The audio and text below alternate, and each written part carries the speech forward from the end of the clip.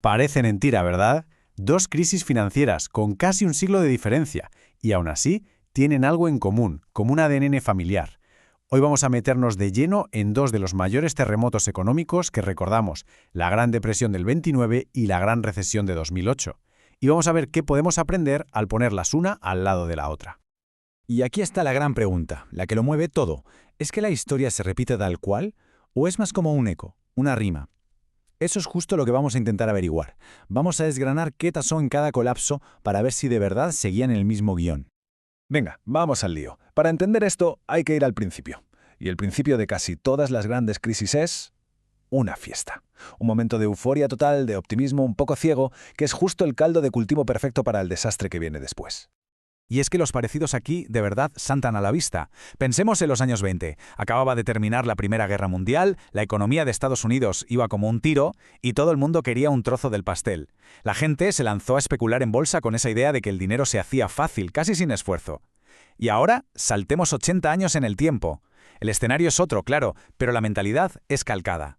Después del pinchazo de la burbuja de las .com, los tipos de interés estaban por los suelos y eso alimentó un boom inmobiliario brutal en todo el mundo, donde parecía que el crédito era infinito.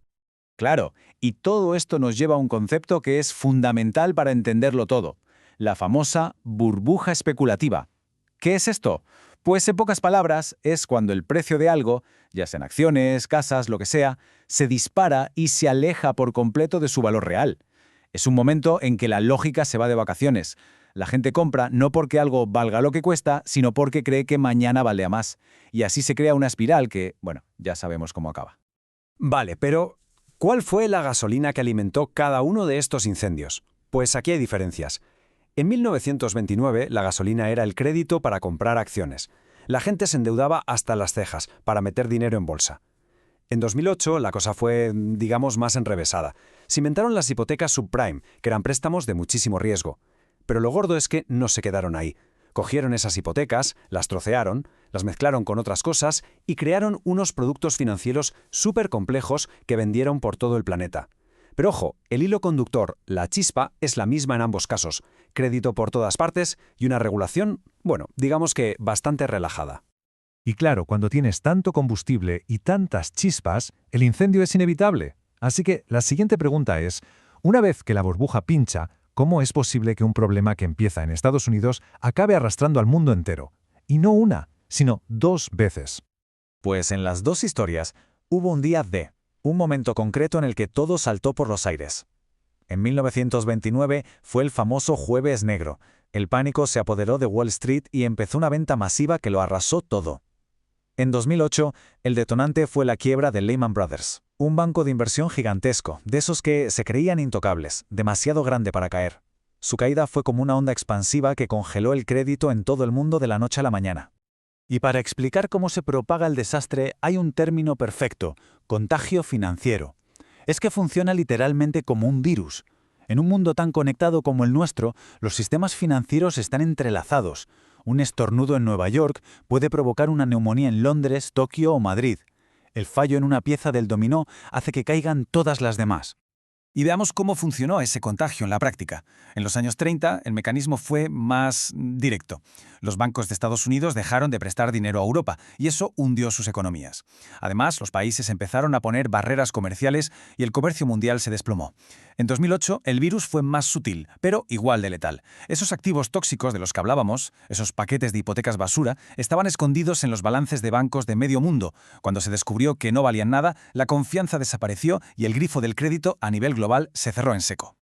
Y es justo aquí, en este punto de caos total, donde las dos historias se separan, donde dejan de ser un calco para convertirse en dos relatos con finales muy, muy diferentes. ¿Por qué? Por la respuesta de los gobiernos. Es que estamos hablando de dos filosofías económicas que son la noche y el día. En 1929, la idea que dominaba era la de dejar hacer. El gobierno se mantuvo al margen pensando que el propio mercado se limpiaría y se corregiría solo. De hecho, llegaron a subir los impuestos en plena crisis. Una locura vista desde hoy. En cambio, en 2008, la filosofía fue todo lo contrario. No sálvese quien pueda, sino sálvese el sistema a toda costa. Se optó por una intervención masiva, gigantesca, para evitar que el edificio entero se viniera abajo. Y para que nos hagamos una idea de lo que significa intervención masiva, ahí está esa cifra. 700.000 millones de dólares. Ese fue solo el coste inicial del primer gran programa de rescate en Estados Unidos. Una cantidad de dinero casi inimaginable inyectada directamente en el sistema para comprar toda esa deuda tóxica de los bancos y, con suerte, hacer que dinero volviera a fluir. Perfecto. Entonces, el resumen hasta ahora es 2 crisis con un origen muy parecido, pero con 2 recetas para solucionarlas que no podían ser más opuestas.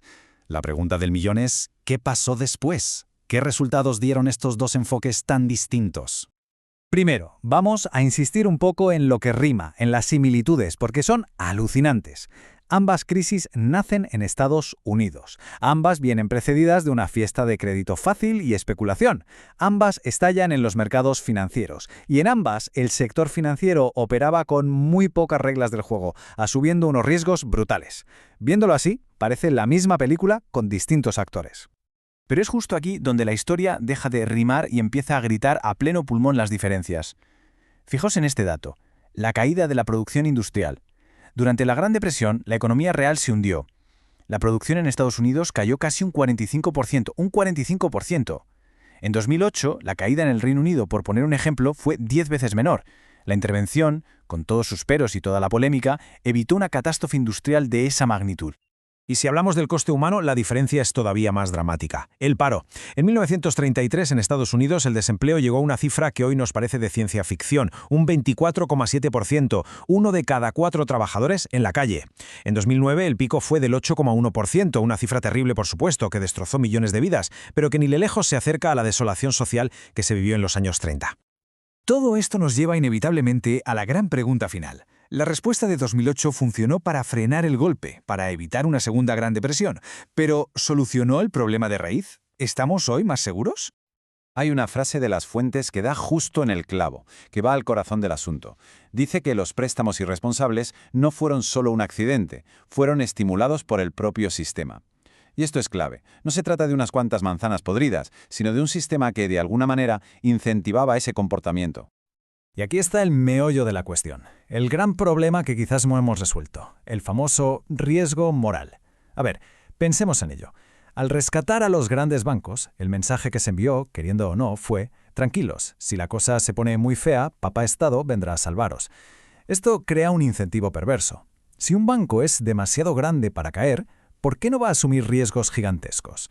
Si sale bien, los beneficios son para ellos. Si sale mal, la factura la pagamos entre todos. Y aunque se han puesto nuevas reglas, muchos creen que no son suficientes para cambiar esta dinámica de fondo. Así que nos quedamos con esta reflexión final.